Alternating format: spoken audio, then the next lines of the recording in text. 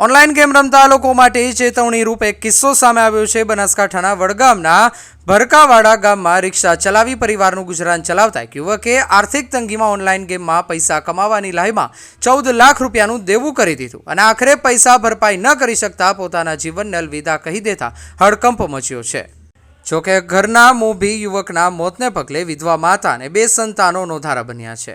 લાલચ એક બુરી બલા હૈ, આ કહેવત તો તમે સાંભળી હશે, પરંતુ સોશિયલ મીડિયાના આધુનિક યુગમાં લોકો સોશિયલ મીડિયાનો સદુપયોગ કરવાની જગ્યાએ દુરુપયોગ કરી ઓછા સમયમાં વધુ પૈસા કમાવાની લાલચમાં કેટલીક વાર પોતાનો જીવ ગુમાવી બેસતા હોય છે।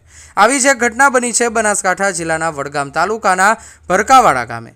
વડગામ તાલુકાના ભરકાવાડા ગામે રહેતા અને રિક્ષા ચલાવી પોતાના પરિવારનું ગુજરાન ચલાવતા મનુભાઈ પરમાર નામના યુવકે આર્થિક સંકળામણમાં ઓછા સમયમાં વધુ પૈસા કમાવા માટે એક ઓનલાઈન ગેમના રવાડે ચડ્યા હતા। પરંતુ આ ઓનલાઈન ગેમ રમવી મનુભાઈને એટલી અઘરી પડી કે વધુ પૈસા કમાવા તો દૂર રહ્યા, પરંતુ પોતાનો જીવ જ આ ઓનલાઈન ગેમમાં થયેલ દેવાને કારણે ગુમાવવો પડ્યો। જી હા, મનુભાઈ ઓનલાઈન ગેમના રવાડે ચડ્યા બાદ ઓનલાઈન ગેમ રમવાની સાથે સાથે 14 લાખ રૂપિયાનું દેવું કરી દીધું। જોકે 14 લાખ રૂપિયાની ભરપાઈ ન કરી શકતા આખરે મનુભાઈએ પોતાની જીવન લીલા સંકેલવી પડી।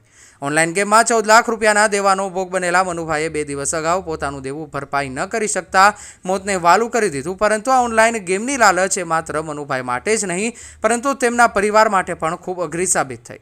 મનુભાઈના પરિવારમાં તેમના 2 સંતાનો અને તેમની વિધવા માતાએ મનુભાઈની કમાણી પર નિર્ભર રહી પરિવારનું ગુજરાન ચાલી રહ્યું હતું। બનાસકાંઠામાં પંડિત દીનદયાળ ઉપાધ્યાયની જન્મજયંતિ નિમિત્તે ગુજરાત વિધાનસભાના અધ્યક્ષ શંકર ચૌધરીએ ટીમા ગામમાં શ્રમદાન કર્યું હતું। શ્રી ધરણીધર મંદિર ખાતે સ્વચ્છતા હી સેવા અભિયાન અંતર્ગત આયોજિત કાર્યક્રમમાં તેમણે ભાગ લીધો હતો। આ પ્રસંગે શંકરભાઈ ચૌધરીએ ગ્રામજનો સાથે સંવાદ સાધ્યો હતો। તેમણે જણાવ્યું કે રાજ્ય સરકારે નવો જિલ્લો અને ધરણીધર ઢીમા તાલુકો બનાવીને સરહદી વિસ્તારના નાગરિકોના વિકાસને નવી દિશા આપી છે। સ્વચ્છતા અભિયાન દરમિયાન વિધાનસભા અધ્યક્ષે મંદિર પરિસરની સફાઈમાં સક્રિય યોગદાન આપ્યું હતું।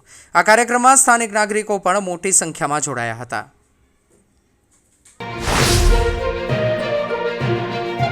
ગુજરાત સરકાર દ્વારા સેવા પખવાડિયાની ઉજવણીના ભાગરૂપે પાલનપુર UGVCL વર્તુળ કચેરી દ્વારા વીજ બચત અને સલામતી અંગે જનજાગૃતિ રેલીનું આયોજન કરવામાં આવ્યું હતું। આ રેલીનો મુખ્ય હેતુ લોકોને બિનજરૂરી વીજ વપરાશ ઘટાડવા અને વીજ અકસ્માતોથી બચાવવા માટે જાગૃત કરવાનો હતો। 17 સપ્ટેમ્બરથી 2 ઓક્ટોબર સુધી ચાલનારા સેવા પખવાડા દરમિયાન વિવિધ કચેરીઓ દ્વારા લોકજાગૃતિના કાર્યક્રમો યોજવામાં આવી રહ્યા છે। પાલનપુર વીજ કંપની કચેરીથી શરૂ થયેલી આ રેલી શહેરના કોઝી વિસ્તારમાં ફરીને પુનઃ કચેરી ખાતે પરત ફરી હતી। ગુજરાત સરકાર દ્વારા 17/9 થી 2/10 સેવા પખવાડિયા તરીકે દરેક વિભાગમાં અલગ અલગ ઉજવણીઓ થઈ રહી છે। તે અંતર્ગત અમારા GVNL કચેરીના માર્ગદર્શન હેઠળ UGVCL વર્તુળ કચેરી પાલનપુર ખાતે પણ આ સેવા પખવાડિયા અંતર્ગત વિવિધ પ્રોગ્રામોનું આયોજન કરેલ છે। તે પૈકી વિવિધ પ્રોગ્રામ જેવા કે અવેરનેસ, સોલર માટેના અવેરનેસ, મેડિકલ કેમ્પો બી અમે દરેક કચેરીમાં ઉજવવા જઈ રહ્યા છીએ અને તેના ભાગરૂપે આજે પાલનપુર શહેરી વિસ્તારમાં એક વીજ બચત રેલીનું બી આયોજન કરેલું, જે અમે આજે સારી રીતે પરિપૂર્ણ કરી છે અને તેનાથી લોકો વીજ બચત માટે પ્રેરાય અને તેનું પાલન કરે તે માટેની અમારી અભિલાષા છે। શક્તિપીઠ અંબાજી મંદિરમાં નવરાત્રિના ચોથા દિવસે ભક્તિનો માહોલ જામ્યો હતો। મોટી સંખ્યામાં ભક્તો મા અંબાની આરાધના માટે મંદિરે પધાર્યા હતા। રાત્રે 9 વાગ્યે અંબાજી મંદિરના ચાચર ચોકમાં મહાઆરતી યોજાઈ હતી। મહાઆરતી દરમિયાન ચાચર ચોક ભક્તોથી ઉભરાયું હતું। ભક્તોએ ઉત્સાહપૂર્વક માતાજીની આરતીમાં ભાગ લીધો હતો। મહાઆરતી બાદ ગરબાની રમઝટ જામી હતી। ખેલૈયાઓએ ચાચર ચોકમાં ગરબાની રમઝટ બોલાવી હતી। નવરાત્રી દરમિયાન દરરોજ અલગ અલગ ગાયક કલાકારો ચાચર ચોકમાં પ્રસ્તુતિ આપી રહ્યા છે। નવરાત્રિને અનુલક્ષીને અંબાજી મંદિરને રંગબેરંગી રોશનીથી શણગારવામાં આવ્યું છે। મંદિરની આકર્ષક રોશનીથી ભક્તોમાં આનંદની લાગણી જોવા મળી રહી છે। ભક્તિ અને ગરબાનો અનોખો સંગમ ચાચર ચોકમાં જોવા મળ્યો હતો।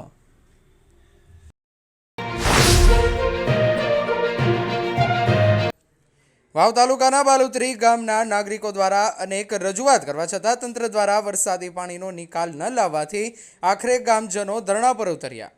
ગામમાં શાળા, મકાનો અને ખેતરોમાં પાણી ભરાયેલું છે। શાળા અને દવાખાના બંધ થવાથી બાળકોનું શિક્ષણ અટક્યું છે। લોકોના આરોગ્ય પર વિપરીત અસર પડી રહી છે। વિસ્તારમાં રોગચાળો ફેલાયો છે। લોકોની અવરજવર માટે રસ્તા પણ ઉપલબ્ધ નથી। ગ્રામજનોએ અગાઉ એસડીએમને આવેદનપત્ર આપ્યું હતું. એસડીએમે કામગીરીની ખાતરી આપી હતી. ત્યારબાદ ગતરોજ ફરીથી રજૂઆત કરી, પરંતુ હજુ સુધી કોઈ કાર્યવાહી થઈ નથી. ગ્રામજનોએ ધરણા પર બેસવાનો નિર્ણય લીધો છે. તેમણે જણાવ્યું કે જ્યાં સુધી પાણીનો નિકાલ નહીં થાય ત્યાં સુધી પાછા નહીં ફરે.